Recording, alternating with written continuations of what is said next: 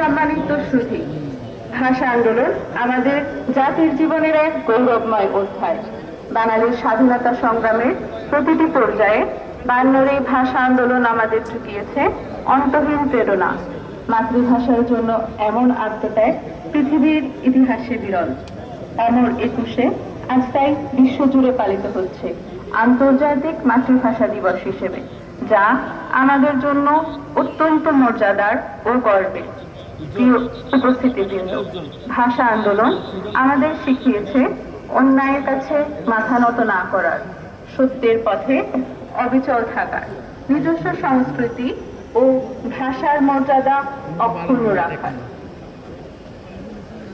আজকের এই পবিত্র ক্ষণে আমরা সকলেই অঙ্গীকার করি বাংলা ভাষার শুদ্ধ চর্চা করব, মাতৃভাষার মর্যাদা রক্ষা করব এবং পৃথিবীর সব ভাষা ও সংস্কৃতির প্রতি শ্রদ্ধাশীল থাকব।